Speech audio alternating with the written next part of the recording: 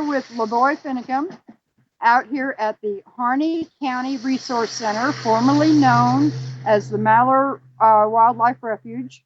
Yes. And we were just discussing some of the antiquities that the Paiute tribe has been referring to in all of their press releases. You want to tell us what you found? Well, what I just showed you is that down here is just boxes and dusty old shelves, as you saw yourself. Yep. Just stacks of and we will have photographs of those. Yeah, just stacks of antiquities and stuff.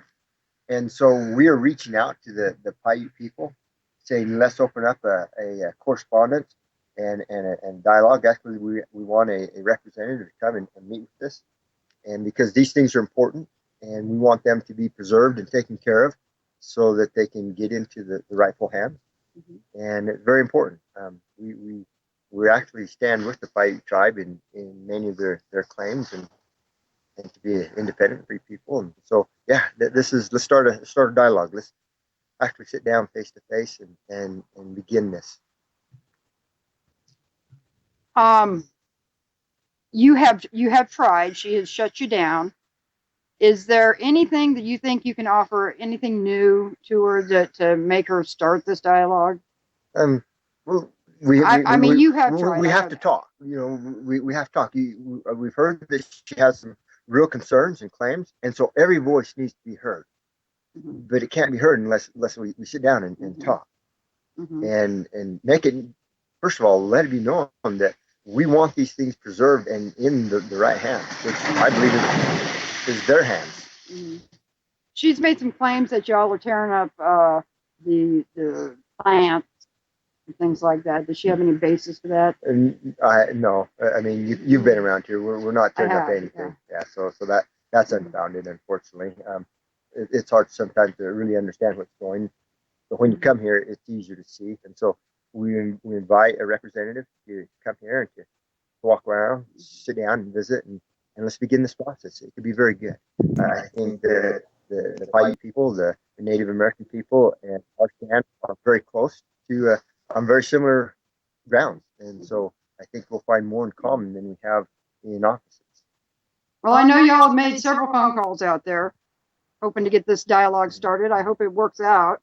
What building is this that we're standing in front of? This we call the media center. The media center. The media center, yes. Oh, well, we just kind of gravitated over here, didn't we? Yes, we did, and so it's working, isn't it? It is. This is about as high tech as it gets right here.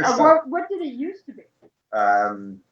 Do you know? No. No? Okay. No, they have no time, so we named it the media center. So. Well, I wanted to ask you about something a little bit more personal. And if I step on your toes, you can always tell me that. Sure. Yeah. We spent some time talking to Blaine, and he was very great about opening up and telling us about his kids. Yes. Now, I understand that your foster kids have also had the same kind of issues.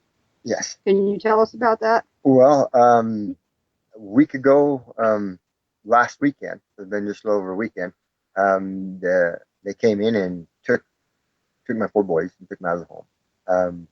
They, I believe it was our licensing agency, said that, or the CPS, I'm not sure which, my wife has been dealing with this, but they said the directive came down from the governor's office. The governor is flatly denying it, but so you have two different stories going on. The governor saying, no, I never did any such sort of thing, and we have workers that have come to us says this is coming from the governor's office, and so somebody is either misinformed or not being straightforward with this. And I honestly believe that the federal government is putting pressure upon us in every way that they can. I believe that was a ploy to put pressure on us. You know, I wouldn't be surprised if Wayne Cooper's children were also a target. You know, you go after the most tender places and places you can get. So this is I don't know. Well, I don't know what asymmetrical warfare means, but this means that, you know, I think they're coming at all fronts, and that's to be expected, and that's okay. I feel bad for my boys. They were doing really well. These are extremely the highest level of care. It's a therapeutic foster. I'm not regular foster. It's boys that are coming out of usually detention centers, some type of institution, and the ranch was a great tool to help bring these boys and reintegrate them into society and help them to function successfully in a family setting. And so the ranch was such a great tool for me to work side by side with them and getting What were the age ranges of them? usually they're right there in the 15, 16, 17-year-old. So, they're big boys. A lot of these guys are 6 foot, 200 pounds. And so a lot of people struggle wanting to deal with this segment of population, but they so need, somebody to care about them and to be, in a strong father figure that they so often don't have that in their life. And so, that was a great opportunity for me to try to give these young men and try to give them a good start in life. And I felt very blessed to be able to do this for quite a few years, a long time. Actually. Do you see a chance of getting them back? I don't know. Right now, it doesn't look very likely. Really, if the governor is denying having anything to do with it, would the governor be willing to step up and help you get them back? There's the kind of the call. Well, I think my wife is being a little more not really wanting to press this, but I think I'm wanting to press this and say, hey, let's get the story straight. Let's give us the basis for which you removed my boys from me. I'm what, 3 states away. Well, where's the safety issue? There was no safety issue, and so show me the basis upon which you used to take my boys out of my home. Mm-hmm. Do you know if anybody else family targeted other than these 2? This is all that I know. I had to do a bit of an internet smackdown over somebody saying about you, like, oh, you were just getting free labor at your ranch. I'm like, geez, I mean, if anybody, that's one of the problems is kids don't have strong anything anymore or learn any work value. There's nothing wrong with work. And I grew up on a farm and I still on a farm. So, They loved it. They could not get enough of getting out there, wanting to ride, wanting to camp. I mean, these are boys, and so what we did, we took away all the electronics, no phones, no Game Boys, nothing with the screen, and so then you take them out, and you start riding, you start camping, you start working, and you start branding. Okay, hold that calf, grab that leg, grab that rope, load those calves. And pretty soon they are in their element because they're a boy. They want to be out doing things. That's what boys do. They go do things. They don't sit down. And if a boy's just sitting in front of some type of electronics, he becomes underdeveloped. And then plus you start having this relationship, a father son relationship, a father mother relationship, and they start saying, I like this. This is good. And so they have something to go into adulthood, saying, you know what, this is maybe what I'd like my life like. And so it's been a great thing for me in my life to try to give back to these boys. I feel very blessed to have had a good father and good mother to kind of keep me in the right direction. And so it's a way that I've been able to try to give back. And how long have you been fostering boys? With this particular agency, 12, 13 years. Wow. I've done it for before out of New Mexico and for another 6 years. So, all told about 18 years that I've been doing. I see what we do. We take the most troubled ones and it's about a 1.5-year program that we get them, try to stabilize them, get them so they're doing well. Then we transition them into a lower level of care, back to their family, back to a traditional, just regular foster care level. And so we've somewhere between 50 and 60 kids that we've had through our home that we've tried to work with.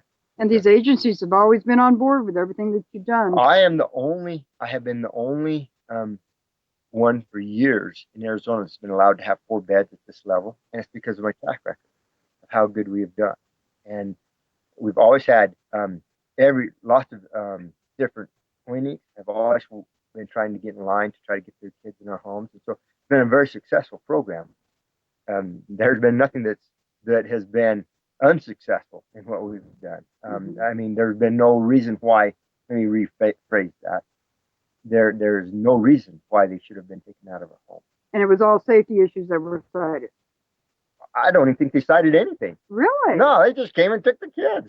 Wow. Yeah, it was okay. We're here Saturday and we're here Sunday, and the kids are gone. And so I'll go, okay. So it's political. It's not safe. It's political. So if if the governor did not do that, if it did not come out of the governor's office, he's denied it, then I'd like to ferret it down because I don't believe him right now. He may not be aware of it. It may have come from his office and not him particular. But when we were told this came clear from the governor's office, I believe that more than what I've just been told. So somebody had the power without any cause come in here without any investigation, without anything. Before you remove kids, you got to investigate. Well, did you sign a contract that gives them that power that they don't have to investigate? They just No. Okay. You actually have rights and recourses as foster parents to have things to be heard, and so there was no allegation made. There we have no allegations upon us that that they used to take it. And so maybe to cover their bases, they'll try to come up with something, but there was none.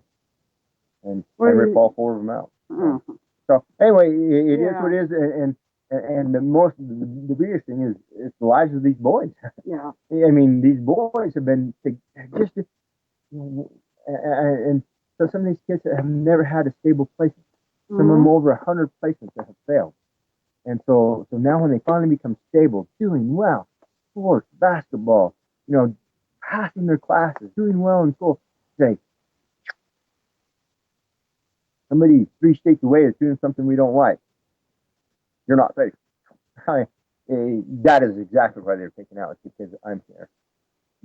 You're making this level. Yeah. Where that comes from is Genghis Khan would make like 100-mile circle with his troops around whatever he was trying to conquer, and then they would just work their way in, beating their shields and making noise, working the population into a fervor, and they all ran to the center. And if they didn't take knee, they would kill them. And if they did take knee, then they would just be left alone and were absorbed into his empire. Okay. That's kind of the history of that. Hey, I had this really cool idea, Sherry. I don't know if you can help implement this or if we can fund you out there long enough to do it, but it would be cool if you maybe could broker getting with some leadership with the Paiute tribe, and we could document getting them with the Levoy and then document them getting their stuff back. Well, what we'd like to start with is before we start beginning to talk about actual artifacts and stuff, let's actually sit down and talk face to face. Let's take this one step at a time. Let's talk about the refuge, about their plight as a people. Let's talk about how this occupation here affects them and their people. Let's begin one step at a time, and most definitely working towards these important artifacts. Yeah, exactly. And it would be a good way to make a very good documentary showing how you guys, we get so much mass media, sound bitey kind of stuff, every time everything about you guys is always heavily armed. This guy or that guy is doing this thing or that thing, or you got the other side of alternative media that's making news instead of reporting it. And, what we're just trying to do, at least we're starting to gain some trust on both sides of the fence here, even with the police, and everybody's talking to us nice. And, maybe we could help broker this out. You know what? You are more than welcome to reach out to them and say, we would like to help promote an open dialogue between you and those of us here at the Harness County Resource Center, and let's begin that. So if you'd like to do that, we'll have to talk about some logistics on that one. Yeah. We were due to go home tomorrow for at least until next week, so we can get some stuff caught up on our own farm.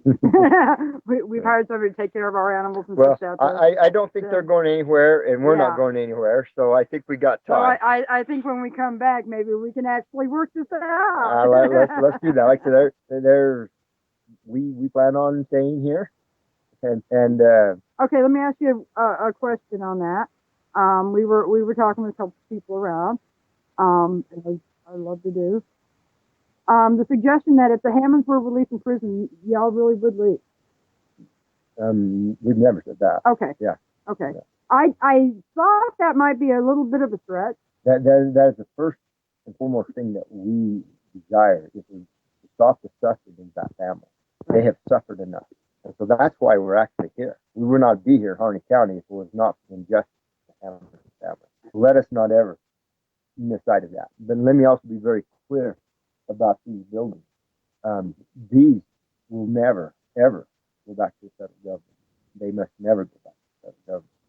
The federal government must return to the confines of the law. This is a perfect example of a government, a centralized power flowing over all of its things. And these buildings here, they function and operated out in helping to close off the resources of this county, take the ranches to oppress the people, to take this county from the most prosperous to the poorest. This is their base. This is very symbolic. This is their fortress. This is their castle, and we've occupied it, and it will never return. It will return to Harney County City, and it's on its path. Did the BLM office in Burns close? It was in Burns, right? Yes, my understanding that yes, it is. In fact, I believe Ammon or Ryan went out and put a sign closed permanently, but I think the sign was taken down, but it's still closed.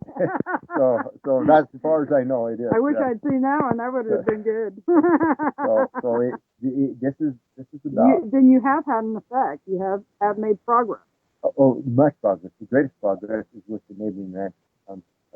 This Saturday is we're having the signing ceremony for 2 ranches that are going to cross the Rubicon, going to cross that river, make that commitment to sign that Declaration of Independence and be emancipated from the overlordship of their ranchers by the federal government. So it's a big deal. It may not seem like a big deal, but only 2 people have actually done that in the United States right now. Ammon Bundy one, me being the other. Mm-hmm. And so if those 2 ranchers sign that will now have doubled. And I know I've been in contact this day with groups in Utah, come to Idaho. They look at doing the same thing based upon the same principle that we are going to completely disengage with the federal government and cancel these contractual agreements that they have intimidated the ranchers and people into. And so that's what that is. That's a cancellation of those contracts that they force upon us, called mandatory terms and conditions, standard terms and conditions. And so once you sign that, at that point, you have laid it all on the line. Do you think I can get a copy of those? Well, we have the one that Cliven sent and the one that I sent, and they're in the process of trying to put something together in the mixture of the 2. Mine was 1 paragraph, his was 2 pages. And so anyway, we don't have that out yet. Well, I'll make sure you have my email address so you can let me know. Sure. Yeah, that would be very good for a lot of people to see. Okay. They could. Go ahead, Mike.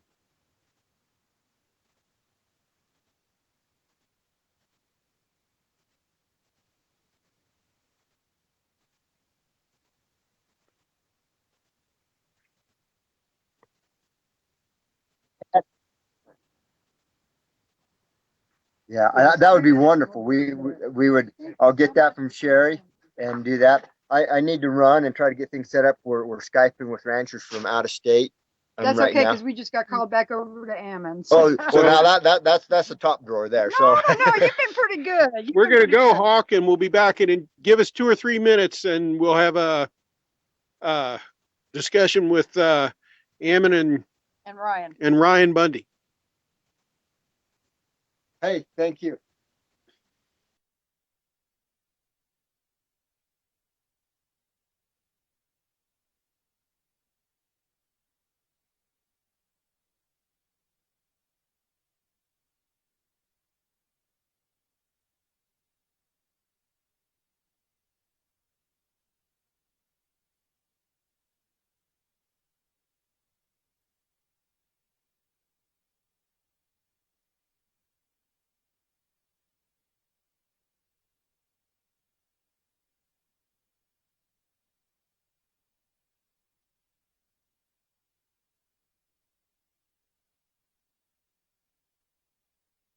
All right, I'm just going to leave the live stream up and on air for the moment, so everybody can just kind of hold on to the stream while we go over and try and get set up with the Bundy brothers for their interview. So please just stand by.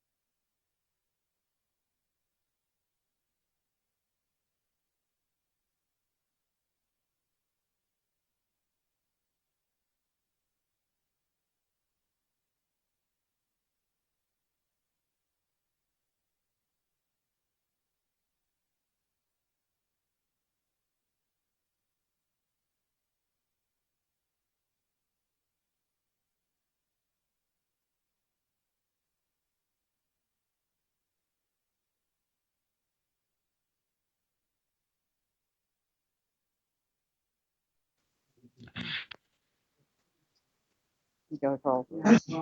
You're online. Am I? Okay. Here we go. Okay.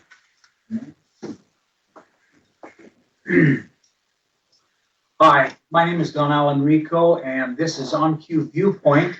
We've come out to meet with Ammon, and part of this is mostly to debunk some of the things that are going around and get the truth of your side of the story, instead of just having people take bits and pieces and then word craft it in a way that it makes you look like what you're not. And so when we came in this morning, well, you know, it was funny because I brought and he checked it out to his friends, and he says, oh, and go ahead and don't stop, don't get, you know. And so it's the same as, you know, when people think of you occupying federal buildings to get this very big vision with, you know, coming in with arms and shooting, and it's, you know, unlike of what is really going on here. In fact, part of, you know, the feeling that we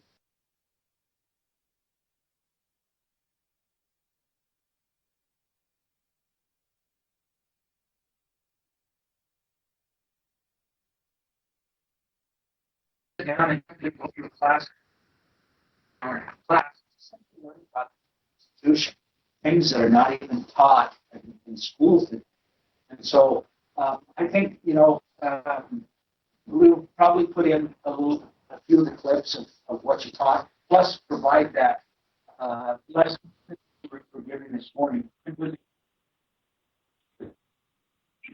people need to understand constitutional law and how our original country was set up, but understand the things that how it's being against. I'm just going to take a couple of things that this is our local newspaper, the Messenger Index, and they here, the words they choose just makes it look totally wrong, which you yourself said. I mean, you kind of laugh at it the way it was written here. The man behind the armed occupation of a federal wildlife refuge comes from a Mormon family that's been challenging government authority for at least 2 decades.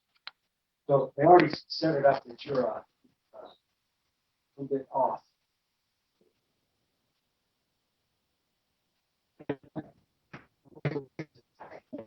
A lot of truth revealed later after Waco, Texas, and who was really off, and that was the federal government coming in and shut down. So I would challenge those who don't understand that to look at that as well. But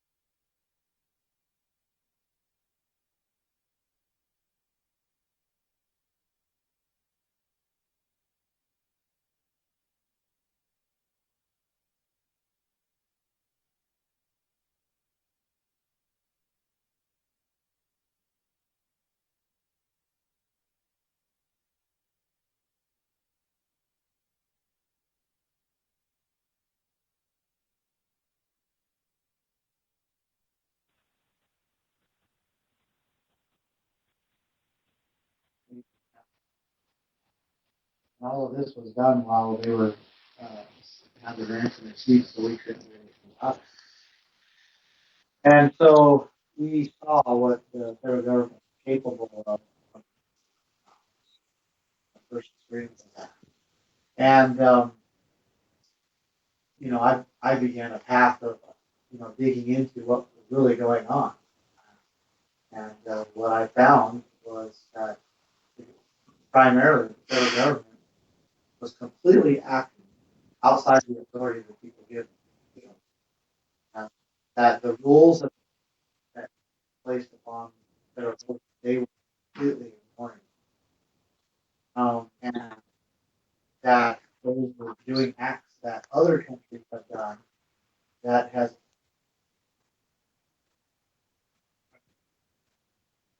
and, and that as you follow history, you see, many nations have followed that same pattern, and it always what has happened is it ends up in taking of rights of property, and then ultimately taking of the arms, and then the next step is genocide. And that is a pattern that many nations have gone through throughout the history of this world, if you will. And that one was clearly our country was going down that path. And we were in the steps of the taking of property. And also, as you know, there's been a lot of effort to take away and disarm people. And so, and every time this has happened, the next step is that they begin murdering people. Government begins to murder people. And it doesn't matter. It could be because of religion, because of political position, or whatever the reason is, because of their ethnicity. It doesn't matter. Then they end up killing them. So that is where I saw very clearly where we were headed. Okay, but doesn't that sound conspiracy theory? You think a lot of people that are watching this, that's all they do, and they paint you as this crazy man, and taking the government down this government's taking us down this road. Isn't that what it sounds like? I guess I don't really know what it sounds like because I'm not listening to it. I'm not on the other side, but I will say that we're very much pro-government. And what I mean by that is we understand that this system of government, which our founders set up, has been so successful that we've had primarily peace for many, many years in this country, at least over here 200 years, on this right? land. Oh, we had a civil war, but yeah, we've had peace for a long, long time, and we've had a structure of government that's brought freedom to many, many people and protected individual rights. But the way they set that up was a system of federalism. Federalism by doctrine is where each level of government checks and balances the other levels, and where each level of government has responsibilities and authorities that are given to them. And for example, now the federal government's responsibility is to protect the states against the outside world.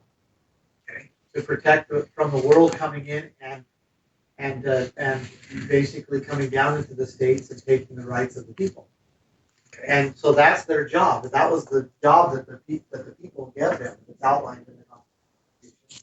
So national defense, international trade, and they also are an appeals court, so that if two or more states start to argue or have a dispute, they can appeal to the higher, to that, not higher, to that federal court, rather than going to war with each other. Okay. Then the state's job is to protect the county and the people from the federal government, right? Protect it from the federal government coming down and trying to destroy or take over the states. And the county's job is to protect the people from the state. And the people's job is to make sure that their county is in check, that they're doing what they're supposed to be doing, and then to live free and enjoy their liberties, enjoy their freedom and their property. So as I say, it's a government of the people, by the people, and for the people, rather than just a few.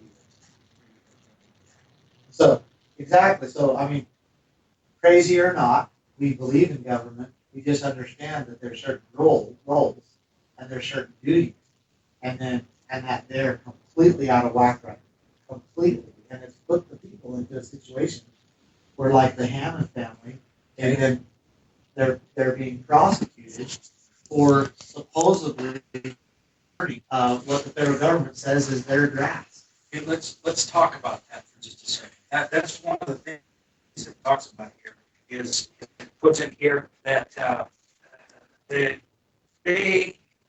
were burning to cover up poaching. Okay, were the Ammons poaching? Not at all. It's so comical that they would say that because there's been hundreds and hundreds of hours of court proceedings that very clearly prove that that was wrong. And then the Associated Press comes in and just says what they want to say. Okay, to make someone feel, or to make someone look bad. Okay, so and I don't think, the people that read this, they read it and that's where they get this idea. And so the purpose of this is to talk, the Hammonds, they say that the Hammonds didn't want you. They, get out of here. Leave us alone. Is that true? Not at all. I just barely spent about 3 hours in the Hammond's home, sitting at their kitchen table. And when we got done, we hugged. They thanked me. They said that they support me 100%. And I've had many of those conversations in their kitchen or in their living room. And I've given them hugs and understood their love, and they understood my love for what we're here about. So as far as that goes, it's just untrue. But why would newspapers say that the Hammonds say, just leave us alone? We want to go to jail and serve our term. Yeah, well, why would that be? That's a good point, because about the week 3, the beginning of week 3, when I was kind of working with the Hammonds, the U.S. prosecuting attorney, the office, U.S. Attorney's office, called the Hammonds lawyers, and there were 2 of them, for Dwight and another one for Stephen, called them and threatened that if they did not end communications with me, that they would be detained early and put in a less desirable prison. Now, Dwight is 74 years old, so a less desirable prison, already he's probably not going to make it out. So a less desirable prison to him is certain death. And also, they're preparing their families to the ranch and all of their needs and all of that, for their wives to take over the ranch, so that because their husbands are going to prison for 5 years. And so to cut that time short, that's pretty serious threats that you were reading out. So they backed away from what I'm saying. And they, rather than supporting or talking to me, more openly in public, they began to do it. Okay. Now, but does that sort of badgering and threatening, does that ring home to you at all? Is that, yeah, and it's a direct violation of the Constitution. didn't they do that to you as well? Oh yeah, they've done that. They've threatened me, they've threatened my family, that's really what this is about. Again, government not thinking that they have any rules. And when government doesn't think they have rules, and they begin to take rights, people really abuse them. That's happening right now.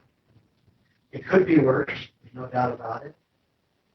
That's one of those things that if you don't stop it, or don't stand in front of it, then it will get worse. I don't want my children, I don't want my girls, my boys to have to be the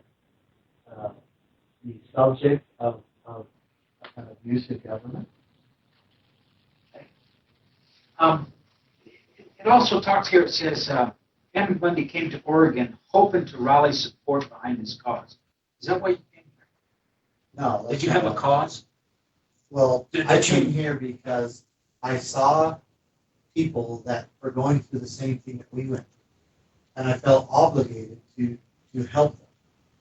And so if that is my cause, then yes. But I had compassion and love for my neighbors. I could see that there was a major injustice that was happening. And I felt it was my duty as a neighbor to love your neighbor and to go help. It's interesting that people would poo-poo this particular thing because of the fact we're a culture of mentors, life coaches, and what do? Other than just simply go out and help people through situations that they've never been through. Now here you are, a person has gone through a situation likely, and all you did was reach out. Were you charging the Hammonds money to get through it? No. Okay, so it was, maybe you could be a mentor life coach for hire, but you did it because you could, and that is our culture in the United States. Yeah, and we had some publicity, and I was, hoping that that publicity would bring enough accountability to elected representatives and also to the court systems that they would expose the corruption and the abuse and the injustices. But what happened was that even though we had literally hundreds of thousands of people that were formed, that were calling their state representatives, their county representatives, we did a legal notice regis of grievance, all of these things, calling for an evidential hearing board, all of those things happened. We did that, exhausting the prudent methods, and all of them were ignored, like completely ignored. Okay. So this morning, I happened to catch you on a video once again in the presentation that you're doing. And one of the reasons that I did that was because the question came from a gal that she was talking about in August they were going to go through similar. They are foreseeing similar proceeding going to be happening to them nearby. And they were actually asking you to come out and do it. But you counseled her before anything, go to your sheriff, see if he can take care of it. Go to, you gave her 4 or 5 steps before you would have and said, if all of those fail, then yes, we'll come and stand. Okay? And so, to me, that doesn't seem like, here's a person just out seeking the country for a cause to find the become the hero for it, but other than just simply teaching people what they need themselves. Yeah. I mean, here was an individual that has a mind, that's been in the family since 18, and the Bureau of Land Management is taking efforts to take on it. And they're doing it through technicalities. They are so expert at doing it at the Bureau of Land Management. And so what we counseled her, after giving her the understanding of her rights, and she understood it, what we counseled her to do is, when it comes, one is end the contracts that they have with them, because the federal government doesn't have constitutional authority to come into the states and control the land and resource. So where they get their authority is from contracts that people sign with them, then they're held under contractual law. So we said, keep yourself free from those and begin to stand on your rights without the contract. And then if they start to take action against you, we're talking about the Bureau of Land Management, if they begin to take action against you, then go to your sheriff, show them your claims, show them your rights, show them how long you've been using it. Go to your commissioners, show them the same thing. See if they will stand for what is right, stand for the Constitution, because they took an oath to do that, and begin to protect their rights. Because all it takes is the sheriff saying, "Hey, you're not going to do that. You're not going to break the law. Uphold the Constitution. So don't do that." Literally, that works. And then if they can do that, then the proper protection is done. And if they will not do that, meaning the sheriff and the commissioner, then we promised her that we would come. So basically, you're simply teaching. Your cause is to teach Constitution, what people's rights are, how to be free. Yeah, that's part of it, and get people to begin acting on their own. To begin with the knowledge, with the example, and understanding, to begin acting on their own rights, and then hopefully others around them will begin acting so that they can protect each other.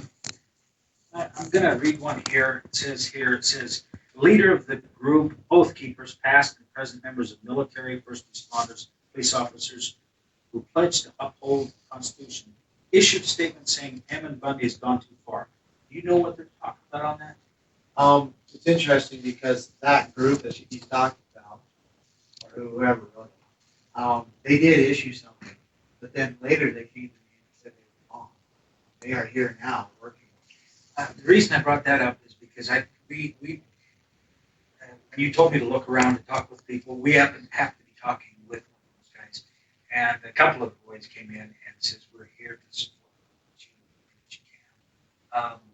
And I read that and I say, something's conflictive of what really is happening here.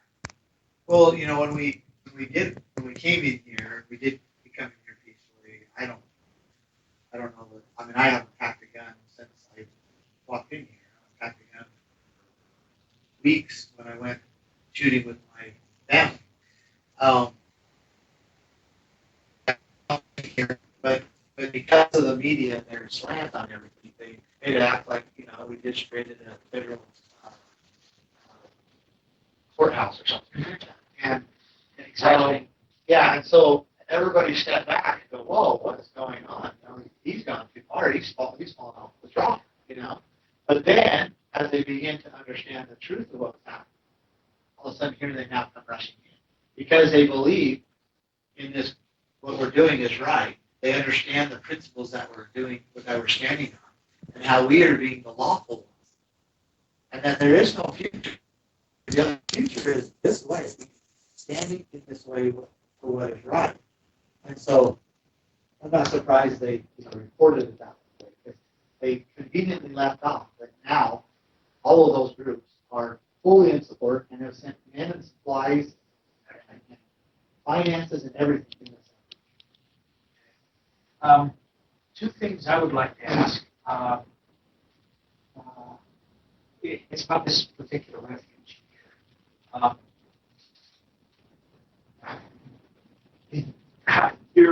It says you're occupying, armed men occupying. You guys are using it. You guys see anybody here? I don't see anybody out there saying if you guys don't leave. What's the deal? Well, another interesting thing, besides the sheriff, or not the sheriff, well, the sheriff and the county sheriff and the judge. And understanding this is a federal bill. We have not had any federal official tell us to leave. None. Not one. Or even ask kindly? Not even asked kindly. Not that we would if they asked, but they have not asked us to leave. One federal official. Okay, so they don't mind you using it, it seems like. Well, the thing is, you got to get right. In Article 1, Section 8, Clause 17 of the Constitution, right, it outlines the rules that the federal government must follow in order to lawfully administer, own, or control land and resources inside the state. Okay? We're going to get a little technical here. And the rules are this. In order for them to lawfully, according to the supreme law of the land, according to the Constitution, own this land, they would have had to first go get consent from the state legislatures. Okay? They actually have to go to the state legislatures and get them to pass permission, consent, for the federal government to own this land. Second, they have to purchase it from the rightful owner. So if it's private or if it's state or county, whatever, they have to purchase it. And third, they can only use it for the erection of forts, magazines, arsenals, dockyards. Okay? Those are the rules. And that was because, remember, the purpose of the federal government is to protect the states from the outside world. So anything that is not conducive to that, such as military bases, dockyards, they're not supposed to own that land inside the state.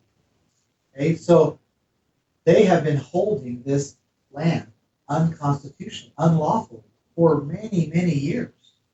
And according to the supreme law of the land, they do not have rights or permission from the people to be here doing what they're doing.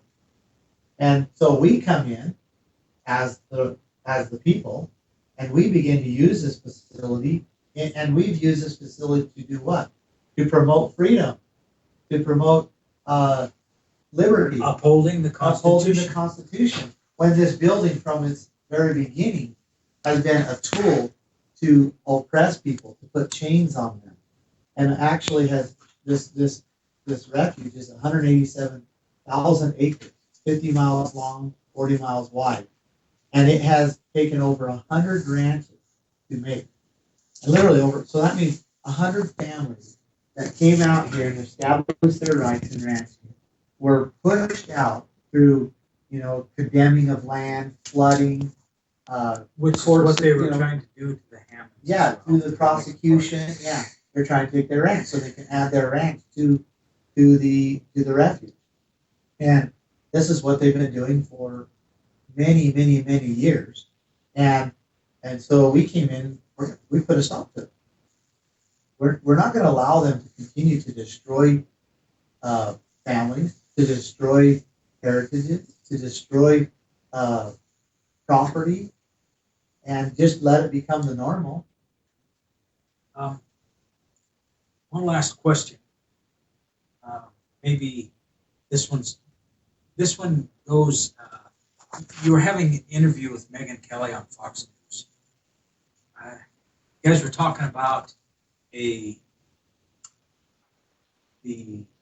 suit against the Hammonds. Yeah. And you asked her who the plaintiff was. Right. And she denied the answer. She says it was her show. She asked the questions. You can ask all the questions you want, or direct it however you want on this show. That's what we're trying to do, is get the truth. Well, why was that so important that we knew who the plaintiff was? Well, so she, kind of the narrative was it, or the dialogue was, she asked me, well, it sure looks like the Hammonds, received due process. They have been basically found guilty, and now they're, and there's a tremendous amount of that. And then I asked her who the plaintiff was, and then she paused, and it was kind of, no one was going to answer, because I meant for her to ask that. And that was my point. My point is here you have a federal agency, right, that is that it wants the Hammonds' land. Okay, it's very clear they've tried to acquire it for many years. Then they tried to push them off through taking of their water, fencing off their access. All of those things have happened, so they try to put them in duress. And now they're using the tactics of prosecuting. Okay, so here the federal agency wants it. Now, who's the plaintiff in the prosecution? The federal government. Who's the judge? The federal government. Who selects the jury? The federal government. Who makes the court rules? The federal government. Who lays the laws and codes that they're trying to enforce? The federal government. And so cards are stacked. Yeah, it's injustice. In fact, according to the American Land Rights, there's been over 100,000 cases that have been the federal government against individuals on land rights issues. Guess how many of those the individuals won out of 100,000? Zero. Zero. Every one of them sided with the federal government. Okay, because it's stacked against them. My dad explains it the best, I think. He says going into a federal court on these land issues is like a man coming into your home and abusing your wife and children. And so you want justice, and you take him to court. And when you're there, you're thinking you're going to get justice, and they say, all arise for the honorable judge. And a man walks in a black robe, and it's the very man that abused your wife and children. That's how it is. There is no justice found in the federal court system. There hasn't been for a long time. And that is one of the reasons why we're here, because the people are in a very precarious situation. And it's not the first time in history that a people have been put in this very same scenario. And if we do not take action, it will end up going down the same path that they went. Do you find, though, that people are so blinded, so misled that they can't see? Those in the system, for sure. Okay, those that are in the system employed by, I hate to say generalize, because that's not all true. There are most that we see in the system are blind, right? But outside of it, they're kind of in kind of question, if you will. But then those that are, understand the land issues, business owners that have to actually produce and make an income for themselves, they fully understand this. And they see where the federal government's coming down into every industry. It's come down into the auto industry, the banking industry, the finance industry, coming down into the the housing industry, into the healthcare industry, and they're literally going down in there. They've identified where the wealth is, and they've come through their codes and regulations. They've identified and grabbed a hold of that and just sucked the wealth right out. And so it's leaving very little for the business owner or the employee, really, and for the product to be able to make a profit. And that's what they're doing. Basically strangulating on. Yeah. I like to call them modern day conquerors. They found a very deceptive way to come down and conquer. Because conquerors, all they did is they went in and they controlled the land and resources, and then they controlled the people. Okay. Well, that's all they're doing. They've come down in and controlled the land and resources, the industries, and therefore they can control the people. They're plundering upon the American people's wealth. Is there any question that I haven't asked you that I should be asking you? I don't think so. You've done a pretty good job. It just, if I could emphasize again that point that all wealth is generated from the earth. Everything that we have, everything that we benefit from man comes from the earth. And our clothing, our food, our houses, our comfort, our vehicles, our phones, all of that came from the earth. All of those resources to make those came from the earth. And whoever controls the land and the resources has full control of the people. And our founders understood that it was the only safe place for the land and the resources was distributed into the people's hands, into the individuals, that it was not safe in one entity, whether it's corporation, whether it's government, or whether it's just an individual that, owned tons of, it wasn't safe there, because then the people couldn't access it, they couldn't use it and benefit from it, and it would hinder their pursuit of happiness. And so, I'll just leave with that. We must protect the land and the resources, or we do not have a future. Very good. Appreciate it. This is, once again, Don Allen Rico with On-Q Viewpoint. We've been with Ammon Bundy just to kind of get some of the meat and potatoes of what's really going on. Thank you for letting us come out and be with you. Yeah. Well, again, very good. A few more questions? Sure. Oh, bless your You have heart. to take this. I have to take that? Okay.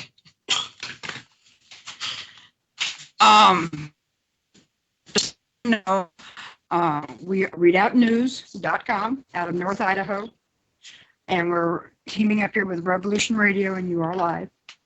So, I kind of want to talk a little bit more about the town. In the week that I've been here, it does seem like there is a shift towards your position. Absolutely. There's still a division. There's still, always going to be a division.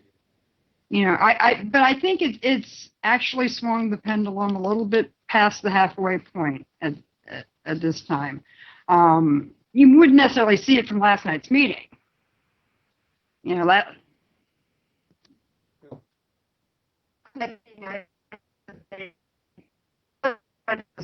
stop your First Amendment rights and wouldn't let you speak and things like that. On that. The interesting thing is, most people don't understand, but there was another meeting where there was over 400 people, and they were in, open support of what we're doing. And the county, well, Grassley, I shouldn't say the county, but Doug Grassley and the sheriff, they held another meeting, and they even moved it up an hour so that they could try to pull from the meeting we were having. And so the people that were there at that meeting would have been the worst group of people that you could ever have. However, there was still over half of the people, well over half the people, at their meeting that was still in support of us. So the way that we can assess this is there was about 100 people that are pretty loud against what we were doing there in that meeting. But there was probably around 600 people that were there all together and 500 of them were in support. And at least in some measure, and many of them in very open, open support. So, yeah, the tide has definitely turned. Well, and people are beginning to understand why we're here, and they can hope that we might get something done. The first meeting you were referring to, I think a lot of people learned some of the power that they have that they get back to the government-controlled schools, personally, that's what I know. They don't teach that. Is that the key to all of these issues, you think, is teaching the Constitution in school again the way they used to? Well, that's the key to maintaining it. But the problem is we have been deteriorated to the point where we have to do some restoration before we can just maintain, because we can't maintain where we're at. It's unsustainable. And so that's what we're doing here. We're getting the rancher back to ranching, the logger back to logging, miner back to mining. We're setting this example of how the federal government does not have control to come down into the state and to control its industries, and to control the people. And back up to their cage in Washington, D.C., and begin protecting the people from the outside world, which is their job to do. And that's what we're doing. We're basically enforcing those things. We're either going to get it done or they're going to kill us. And that's because we can't do it. It will be much more detrimental to leave it alone than to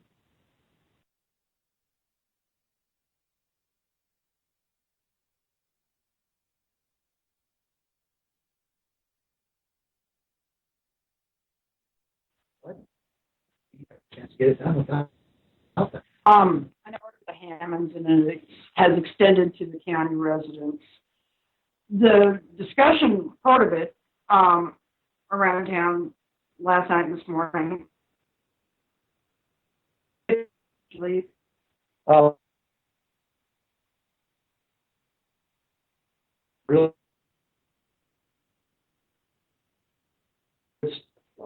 however, the Hammonds are a symptom of a bigger problem. And if we just left at that, if all the people just ended and left that, it would certainly happen again. Mm-hmm. One is the Hammond case itself is setting a precedent. A precedent that and abuse, federal government can abuse people's, and intimidate them for speaking to other people, that they can take away their property without compensation, without a willing buyer, willing seller, that they can impose cruel and unusual punishment. And also they can put someone twice in jeopardy. They can try and put them in prison, and then they do that sentence, they come out, they get with their families, get back to their life, and then 2 years later they put them back in prison for the remainder of 5 years. This is all setting a precedent that is very dangerous. And so even if we just ended with the Hammonds said it best, this is not just about us. This is a much bigger problem. Well, you have had some effect on the county. I understand the BLM office is closed now. Oh, yeah. The county, the U.S. Forest Service offices are closed. This is closed. What we've done is we broke the chains. And as long as they don't come back, because they're all unconstitutional, they're all breaking the law in what they're doing. As long as they choose it. They just have to choose to begin to use their land as appropriate to them, as established by their forefathers. Use it and not get back into the signing contract and change the win of the Constitution. And so we broke the chains. Now it's up to them to keep those chains off. One last thing. Do you have a message for Judge Grasty or Sheriff Ward? I really don't, because other than, I've talked to them a lot. And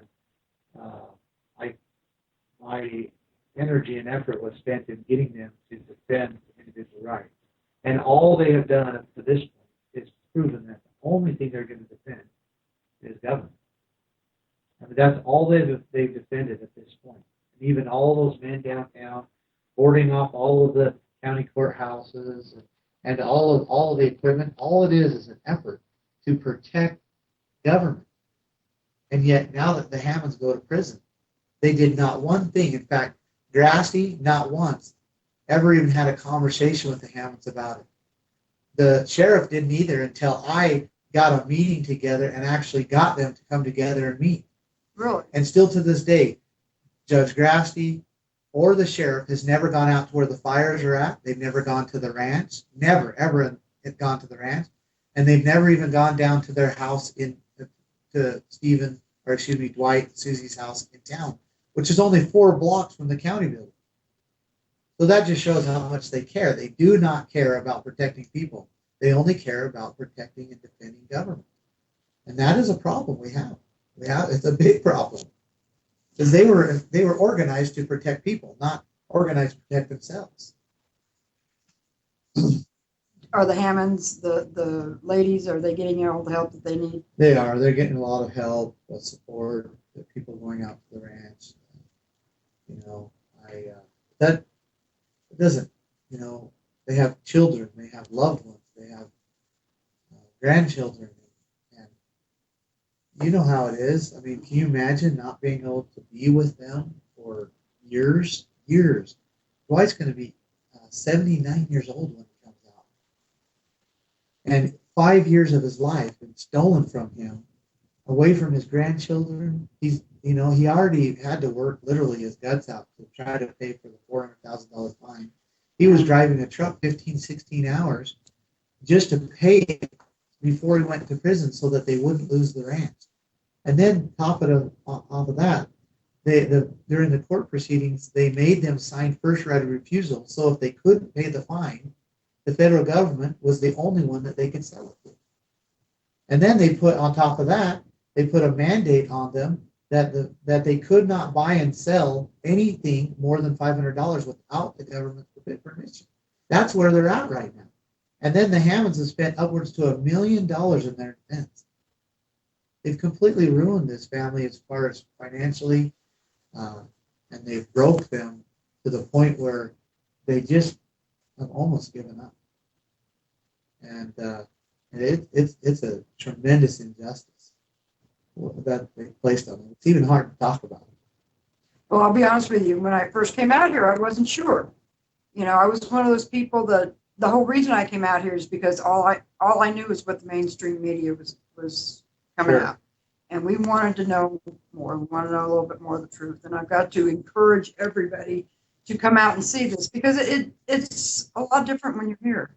When you can actually talk to the people in town and you can talk to the people here. I was telling everybody I actually feel safer here at the refuge than I do in town. A lot of people have said that. Yeah. They feel a lot safer. And that's because what they did downtown, they're trying to make you afraid. Keep the people divided against uniting with what happened here. It's very interesting what has happened. It's very and transparent breeds trust. You're all very transparent here. Yeah, our policy is sunlight is the best disinfectant. And we're very open. We talk, we explain. But go try to do that downtown.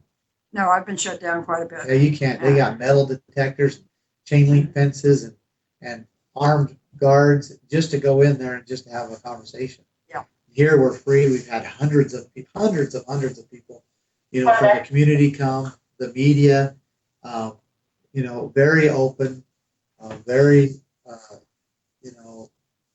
loving and supportive. And that's one of the things that, Judge Grassley and Sheriff Ward don't understand, that you don't unite people through force and fear. You can force them to try to be united. They might look like they're united. You unite people through agency and through love and through caring for people. And that's how you unite. That's what we have here. We're united. We have a job to do, and we're working hard to get it done. So, Well, Thank you. I think you're doing a great job. I really do. And I think the people in town are starting to see all the positive effects for it. Yeah, I hope I do. I know you're tired. So I'm going to thank you and I'm Okay. going to let you go. Thank you very much. No, give me a hug. Thank you. Thank you. Thank you. Appreciate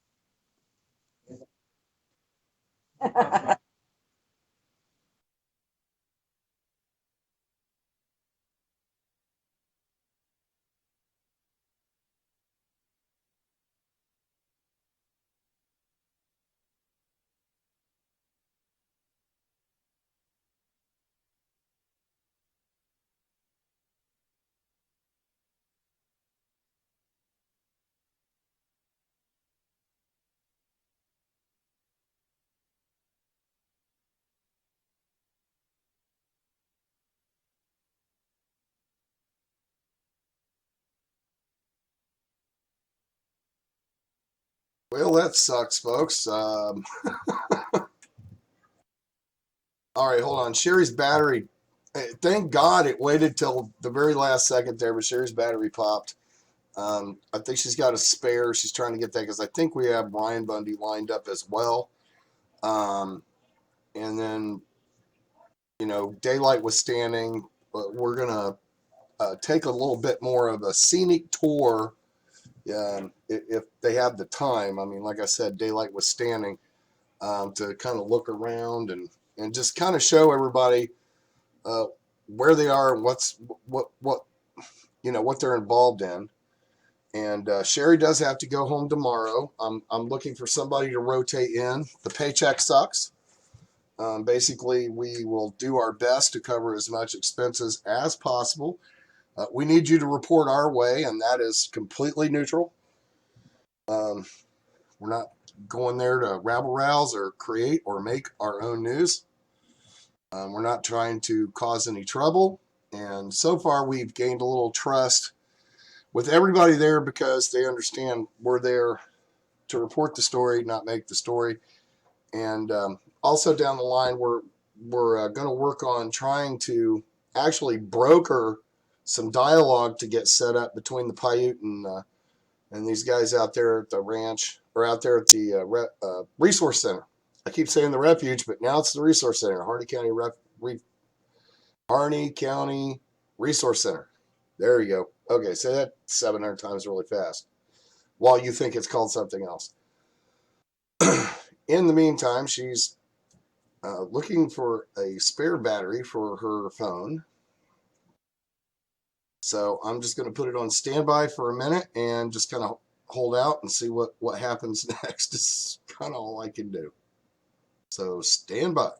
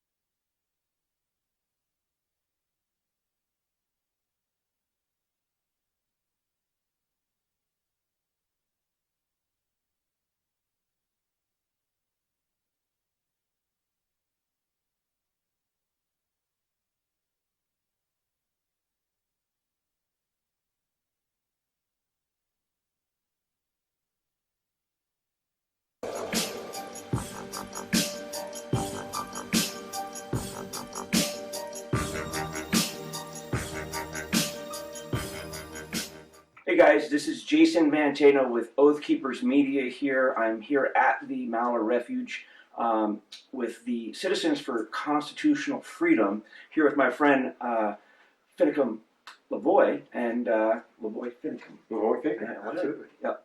I'm here with Levoy Finnicum, who, as you know, I've interviewed before, and he's really taken a stand with the BLM with his own ranch. And now I was very pleased to see that he's here amongst our fellow patriots that are out here taking a stand against the BLM.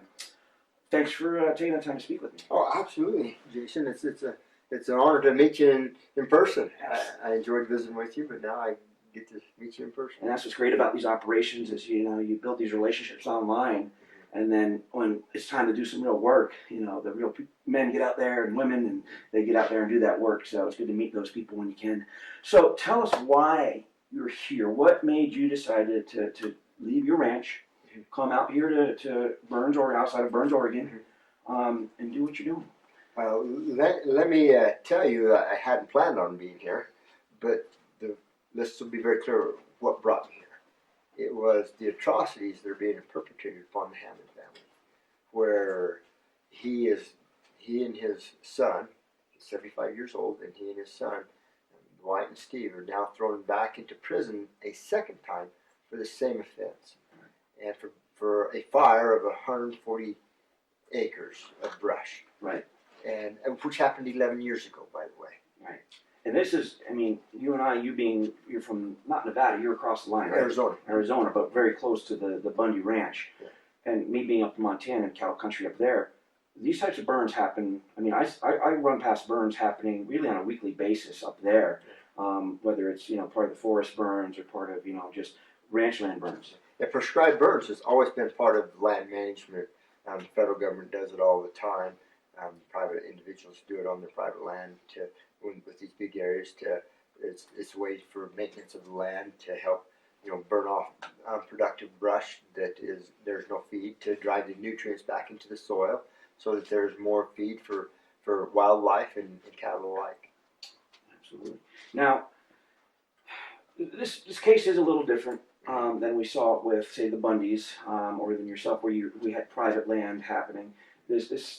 And there was a court case. They were found guilty by a jury of their peers, supposedly. Now, there's some real questions with that, though, and I want to address that because I don't think it was a jury.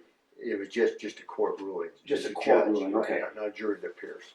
So, but they were found guilty. But there's some serious questions around that. In that there was evidence now that's coming up that was the prosecution. You're referring to the Hammonds. I thought you were referring to Cliven.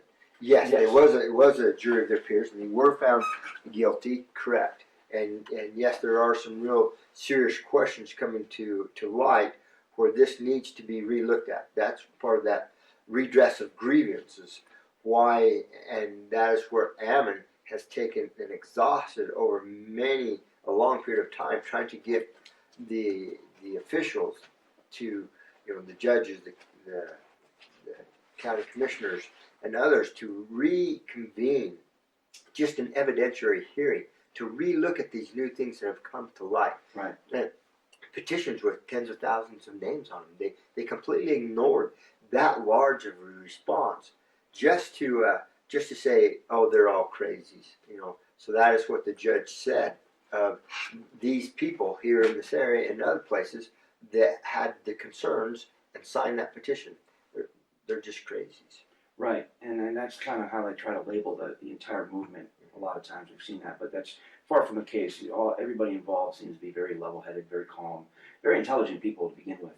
And you're right, Ammon has done an exhaustive study. For you people who want to go check that out, it's at bundyranch.blogspot. I'll put the link into the notes at the bottom of this video. But please check that out. It really is an important part of this case. So a lot of people also are a little concerned that you guys have occupied these buildings here. And I gotta say, at first when I heard about it, I thought it may not have been the wisest decision just because of the timing with what was happening with gun legislation with Obama. It seemed like a good, you know, gift. Mm-hmm. And but I gotta tell you, being here, experiencing the people that are out here and the atmosphere, you know, my mind is changing a bit. And I got to say that, you know, it feels more like the occupation of a dean's office, you know, something you see out at the campus. Right. And how many people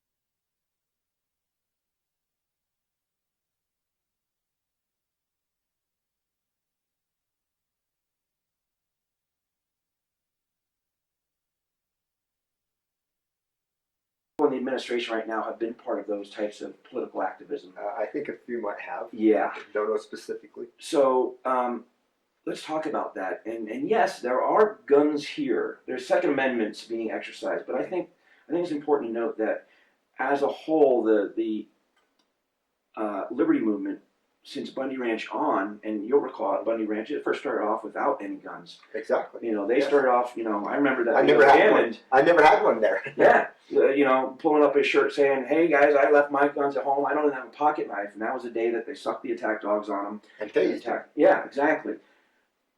The next day, the guns came out, and it changed the dynamic. And people were treated with respect. People were treated like human beings. Well, there's an old saying. I thought it came from the old country of France, where it says one sword tends to keep another sword in its sheath, and that's exactly where all the guns should be, is holstered in their sheaths, and we should all be neighborly, kind, and friendly.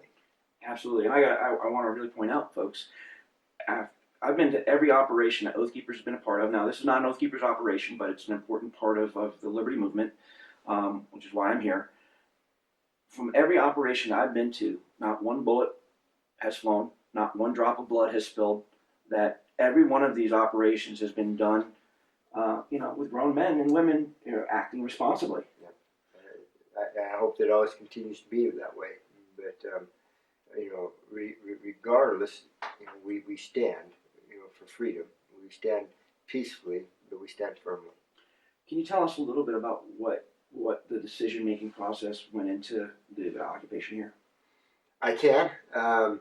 For myself, I came here because of the atrocities that the Hammon family was going to come and put some flowers on the doorstep and then go home. And as I was traveling up here, you know, I think Cliven had called just to check on me, see how I was doing with my own issues with the BLM. And I told him that I was going to go up and support the Hammons. He said, well, maybe there can be some carpooling. And so his son Ryan met me, and he hopped in my truck, and we tooled on up here, and we expected to be back the very next day.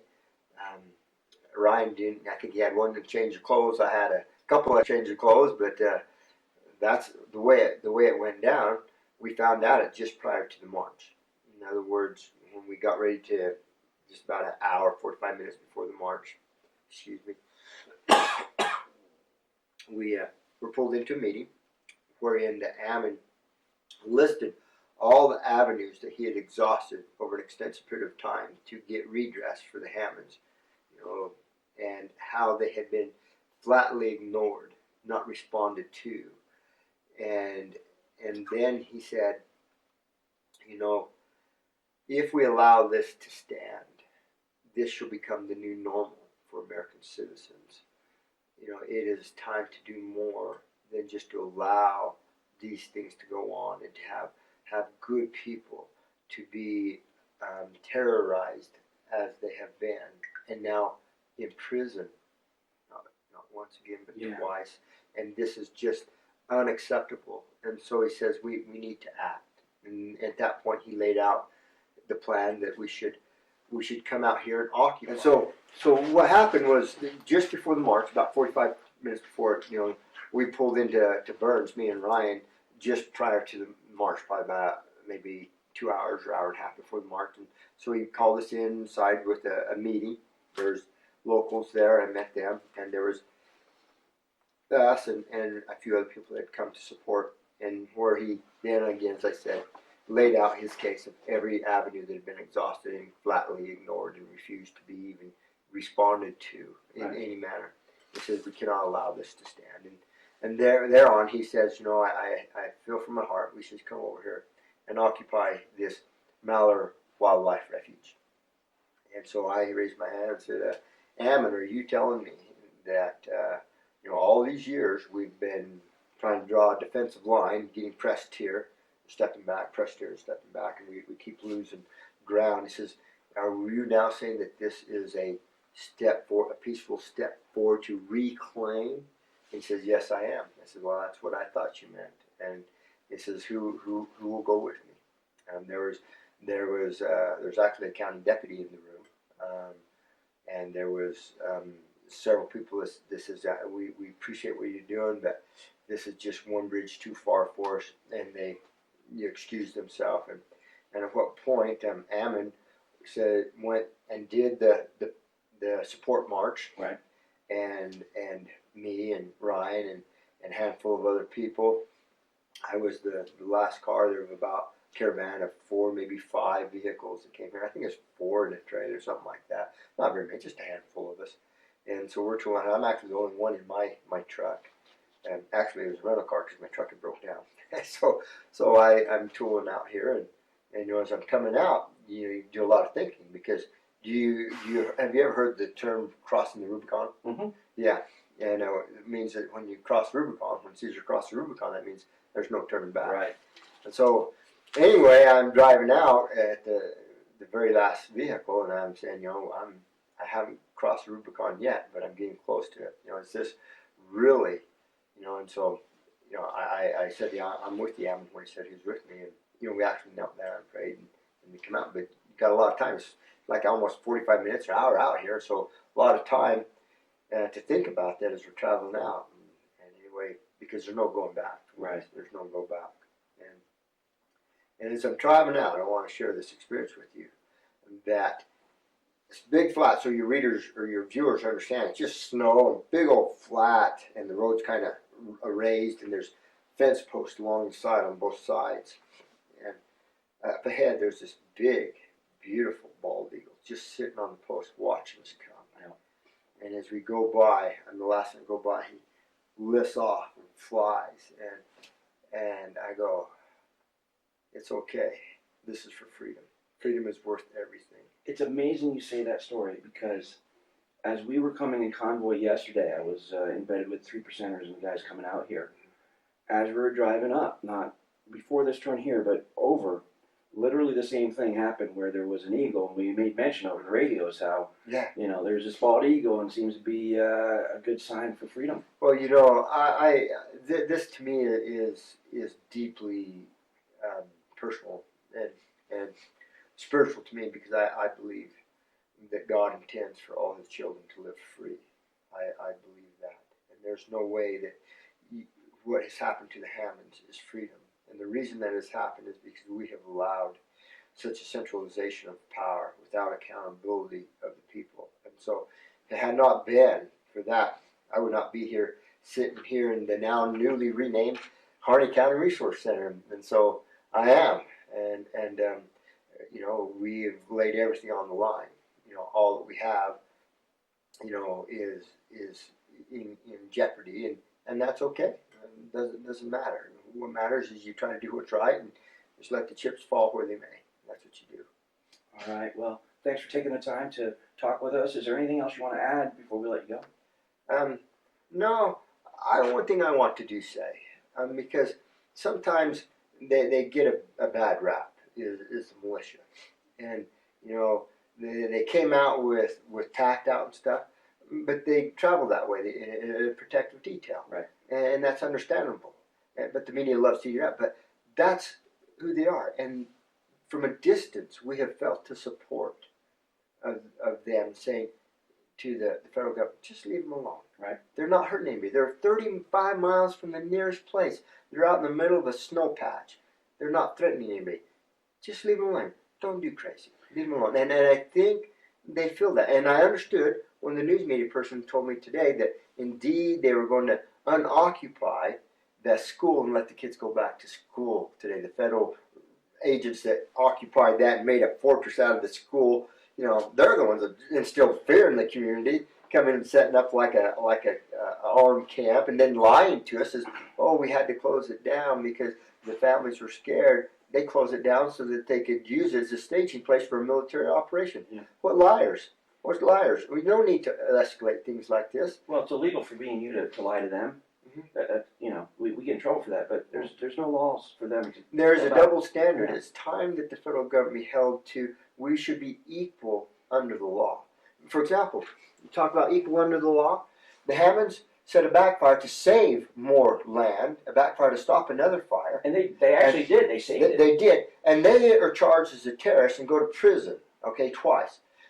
Where I'm from, Kaibab Mountain, there's what's called the Warren Fire. Just, you know, the last big fire out there not that long ago, where it was a controlled burn by who?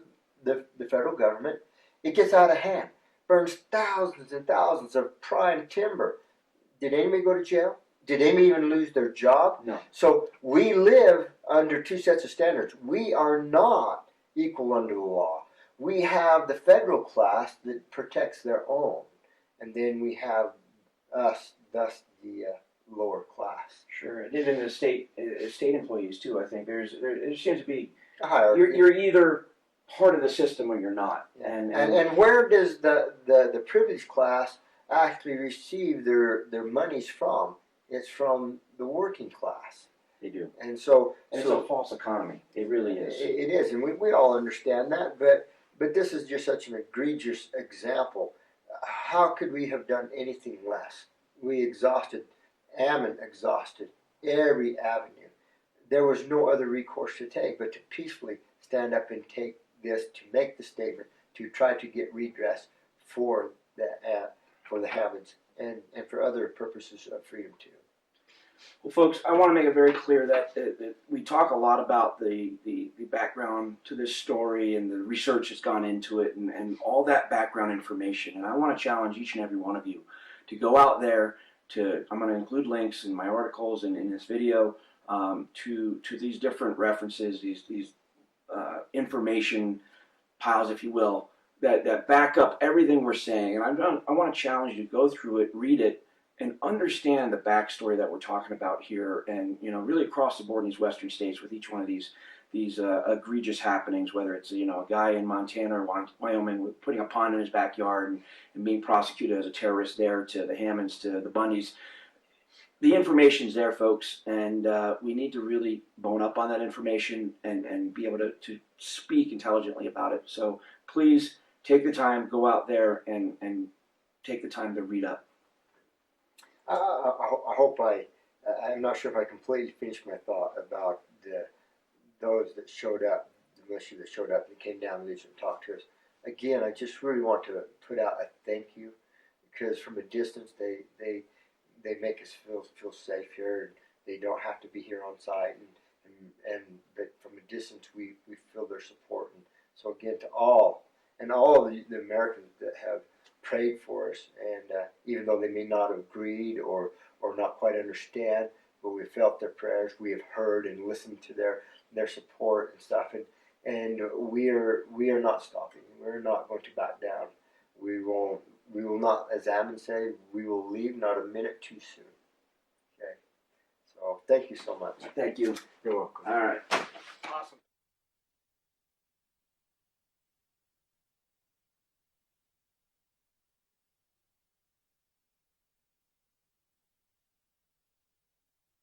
Stuart Rhodes, founder of Oath Keepers, oathkeepers.org. Organization is exploding. Your military contacts give you the same info we get. Half the military is awake right now. It's accelerating. The enemy is in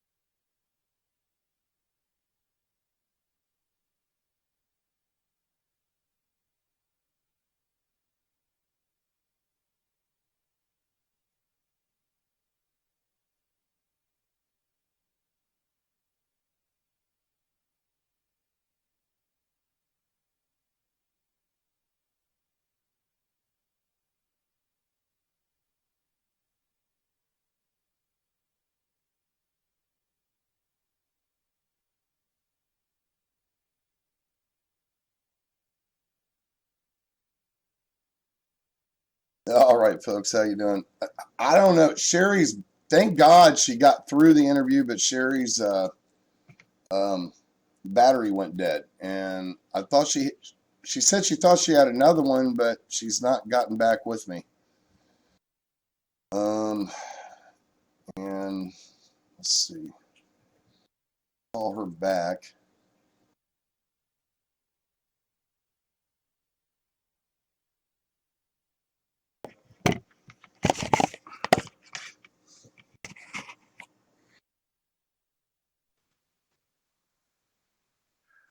Hey, Sherry.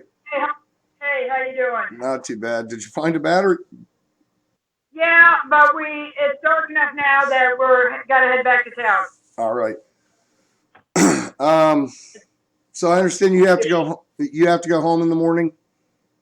Yeah, we have to get home in the morning, but hopefully if I can get everything taken care of, I can come back. All right, cool. Yeah, It won't be before next week though. Yeah, I understand. Yeah, Jason's going to come out there as well. I think it's late next week, but you know what I was talking about earlier. We found it. This could be very useful to everybody involved. If when you come back, we contact. Hold on a minute. Hold on a minute. We gotta say goodbye to the guys at the gate. What?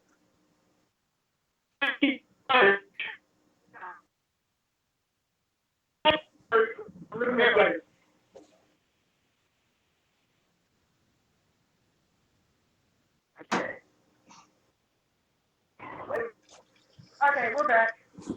Oh, okay. Yeah, I was gonna say you were breaking up real bad there. It would be a really interesting documentary from a documentary point of view for both of us and for this movement.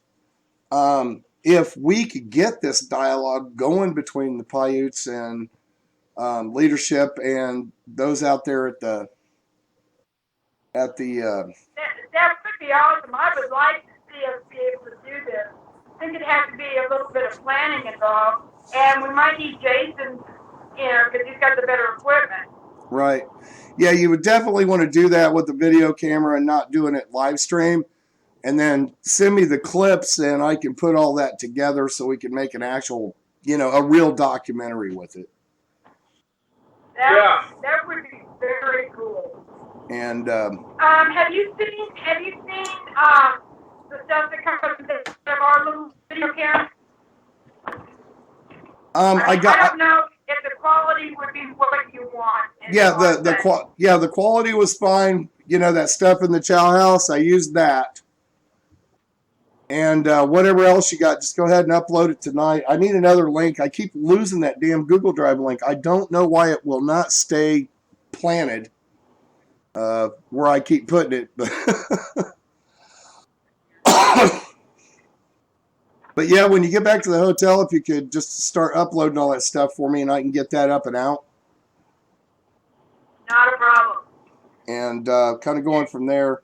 I think we've really started developing a little trust on all sides of the fence here that, we're not there to cause grief, strife, fear, or strike up, And I think we have done an amazing job showing, a lot of mainstream media and social media, or at least the lefty libtard side of it, makes it look like this has all been some kind of Oregon ISIS attack. And we have done I think the people from what I'm looking at comments in the chat and the comments on the videos, I just hope we're getting some respect. We get a trolley thing here and there, but YouTube is a vile place. So yeah, we were just talking to those guys that were doing the other interview and how they were telling us how they're trying to avoid YouTube because they don't want to be taken down. Well, I don't think you'll be taken down, and and YouTube slaps their own ads all over this stuff. So as long as it's getting looked at, it's not going to go down. And quite honestly, you can create another YouTube channel in like seconds and go right back at it. So. I think I have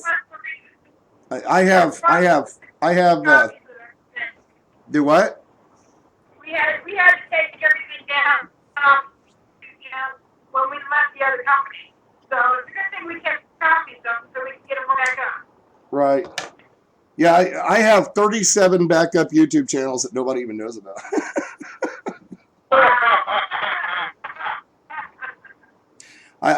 Every month I create 6 new ones because they've taken me down I don't know how many times. Because yeah, YouTube has just basically a robot system, and if somebody bitches about you enough or clicks dislike enough or something, they'll take you down. They just take you off, and then you got to file all this, and then you got to file all these, do it back. I lost 4 years of work, video wise, and had a channel that was making it so I didn't have to beg for donations to keep the station up so much.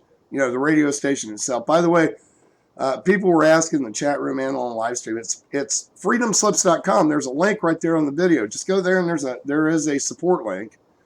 I got a little money to send you that people have sent in to send to you.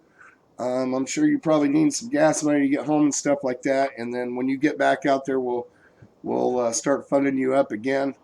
But you guys have done a fantastic job. I just want to say, I thank you. And just by looking at the comments, when you get a chance to start looking at this stuff, everybody in this country is thanking you right now because we're starting to get some real information. Well, thank you. I appreciate it. As a matter of fact, I was going to talk to you. You're breaking up. What'd you say? Hello? Hello? Yeah, I lost him. Well, there.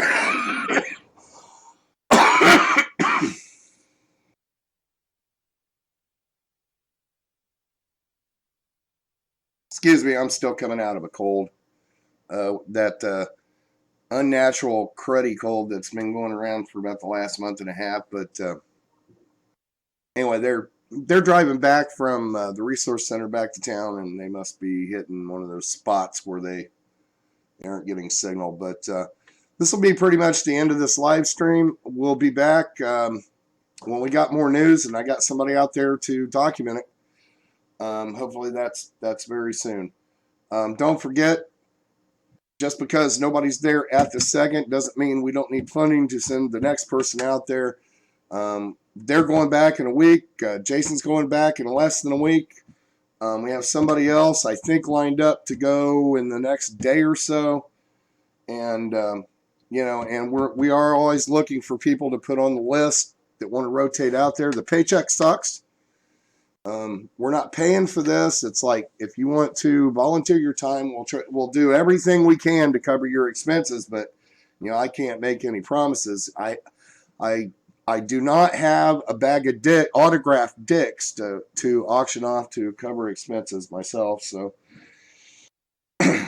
and accidentally, somebody we had on air told how much money they made over that, and it's like, geez, that's more money than I've made in 2 months on both stations for 6 autographed dildos. I mean, I noticed the video went down after Saturday Night Live picked it up and then lampooned it on their Saturday Night Live Weekend Update, news thing.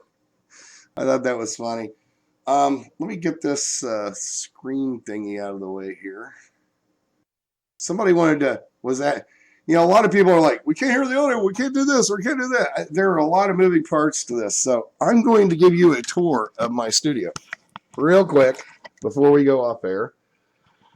All right, let's see. Add source webcam. Bam.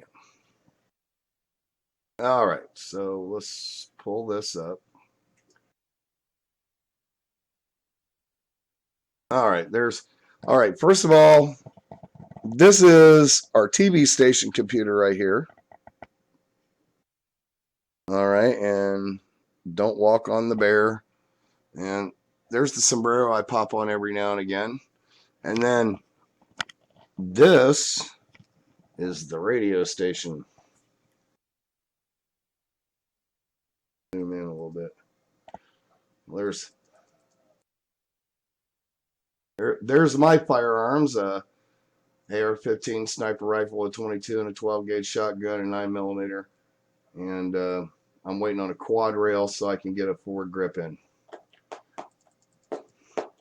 Hoop drum. The head of a bobcat that David gave me. That is our tinfoil 12th century war cap. Fun stuff. Anyway, so enough with the fun stuff. Let me back this up again. God, that's bright. All right, that's the radio station. There's 1, 2, 3, 4, and the fifth monitor is just around the corner, and then the other one over there. And my wife manages Studio B. That's the switchboard. Studio B's up there around the corner in that box, and that's Studio A switchboard, and our control center, and the one right down at the bottom in the middle is my processing computer where I do all this kind of stuff. And those are all the medications I have to take over there every morning. And so there you go. That's all the crap I gotta mess with all day long. What's over there?